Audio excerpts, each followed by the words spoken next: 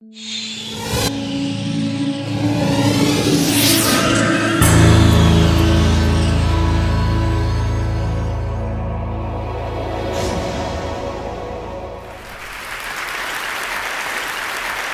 I ask you to please recall a time when you really loved something, a movie, an album, a song, or a book, and you recommended it wholeheartedly to someone you also really liked. And you anticipated that reaction, you waited for it, and it came back, and the person hated it. So by way of introduction, that is the exact same state in which I spend every working day of the last 6 years. I teach high school math. I sell a product to a market that doesn't want it, but is forced by law to buy it. I mean, it's just a losing proposition. So there's a useful stereotype about students that I see, a useful stereotype about you all. I could give you guys Algebra 2 final exam, and I'd expect no higher than a 25% pass rate. And both of these facts say less about you or my students than they do about what we call math education in the US today. To start with, I'd like to break math down into two categories. One is computation. This is the stuff you've forgotten. For example, factoring quadratics with leading coefficient greater than 1. Okay?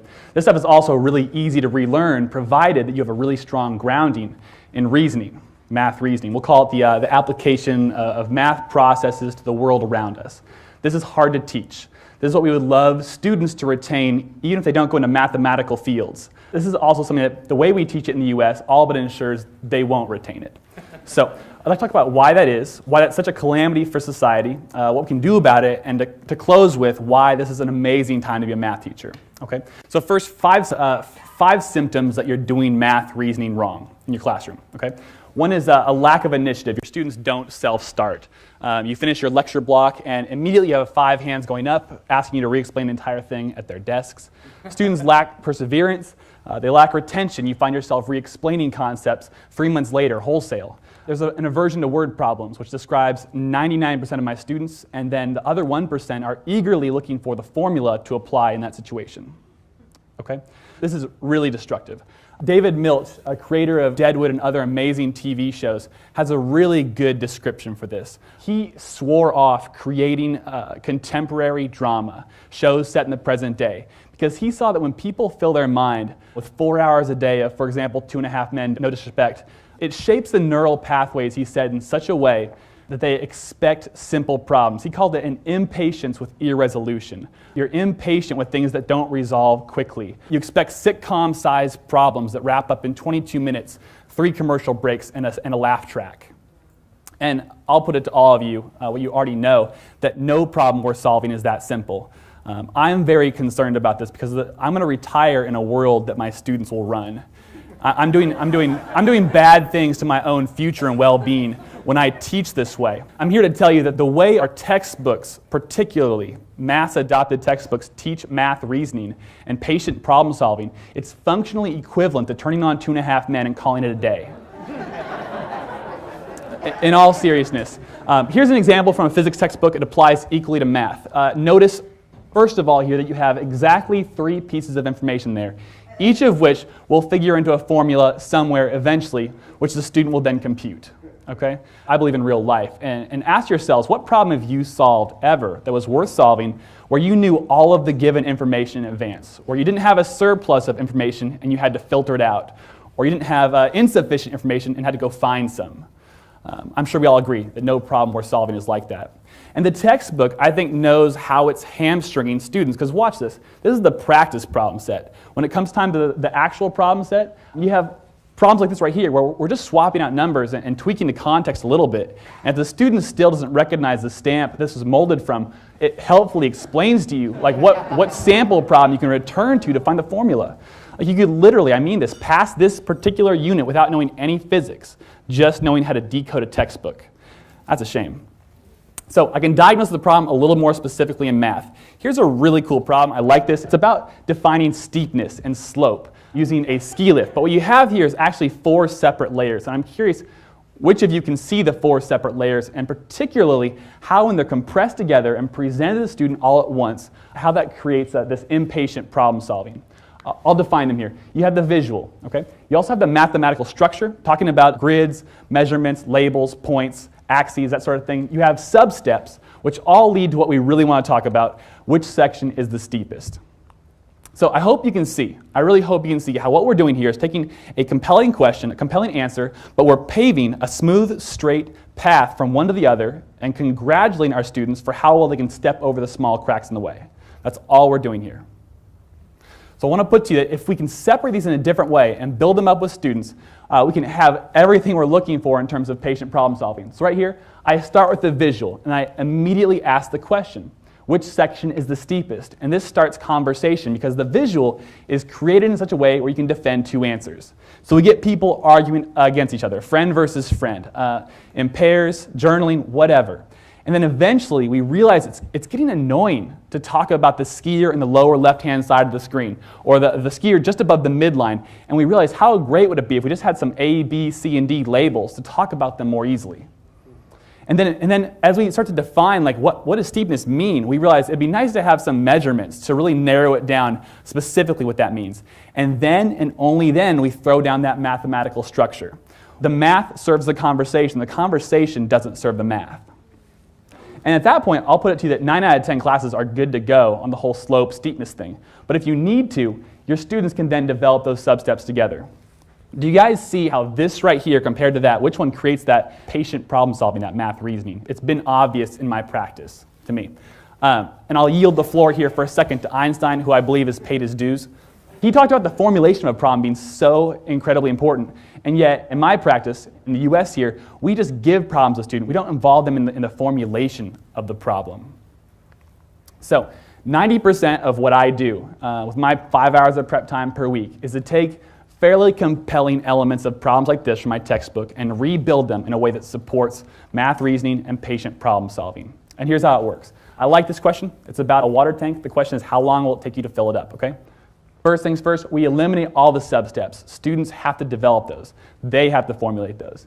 And then notice that all the information written on there is stuff you'll need. None of it's a distractor, so we lose that. Students need to decide, all right, well, does the height matter? Does the side length matter? Does the color of the valve matter? What matters here? It's such an underrepresented question in math curriculum. So now we have a water tank. How long will it take you to fill it up? And that's it.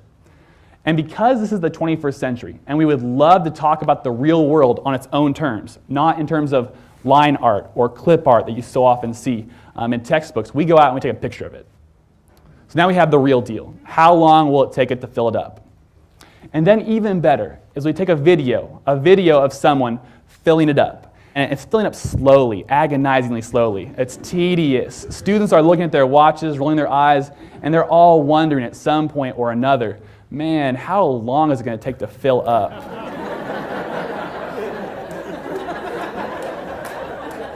That's how you know you've baited the hook, right? And that question off this right here is really fun for me because like the intro, I teach kids, because of my inexperience, I teach the kids that are the most remedial, all right? And I got kids who will not join a conversation about math because there's, like, someone else has the formula. Someone else knows how to work the formula better than me, so I won't talk about it. But here, every student is on the level playing field of intuition. Like, everyone's filled something up with water before. So I get kids answering the question, how long will it take? I got kids who are mathematically and conversationally intimidated joining the conversation. We put names on the board, attach them to guesses, and kids have bought in here. And then we follow the process I've described. And the best part here, or one of the better parts, is that we don't get our answer from the answer key in the back of the teacher's edition. We instead just watch the end of the movie. And that's terrifying, all right? Because the theoretical models that always work out in the answer key, the back of the teacher's edition, like that's great, but it's scary to talk about sources of error when the theoretical does not match up with the practical. But those conversations have been so valuable, among the most valuable. So I'm here to report some really fun games with students who come pre-installed with these viruses day one of the class, okay? These are kids who now, one semester in, I can put something on the board totally new, totally foreign, and they'll have a conversation about it for 3 or 4 minutes more than they would have at the start of the year, which is just so fun. We're no longer averse to word problems because we've redefined what a word problem is. We're no longer intimidated by math because we're slowly redefining what math is. This has been a lot of fun. I encourage math teachers I talk to use multimedia because it brings the real world into your classroom in high resolution and full color. To encourage student intuition for that level playing field, to ask the shortest question you possibly can and let those more specific questions come out in conversation. To let students build the problem, because Einstein said so. And to finally, in total, just be less helpful.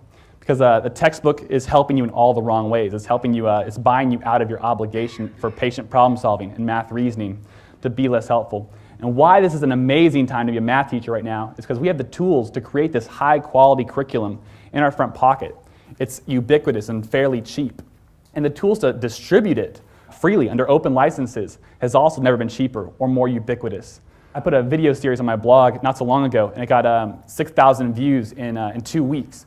I get emails still from teachers in countries I've never visited saying, wow, yeah, we had a good conversation about that. Oh, and by the way, here's how I made your stuff better. Which, wow. I put this problem on my blog recently. You're in a grocery store, which line do you get into? The one that has 1 cart and 19 items, or the line with 4 carts and 3, 5, 2, and 1 items? And the linear modeling involved in that was some good stuff in my classroom, but it eventually got me on Good Morning America a few weeks later, which is just bizarre, right? And from all of this, I can only conclude that people, not just students, are really hungry for this. Math makes sense of the world. Math is the vocabulary for your own intuition. So I just really encourage you, whatever your stake is in education, whether you're a student, parent, teacher, policymaker, whatever, just insist on better math curriculum. We need more patient problem solvers. Thank you.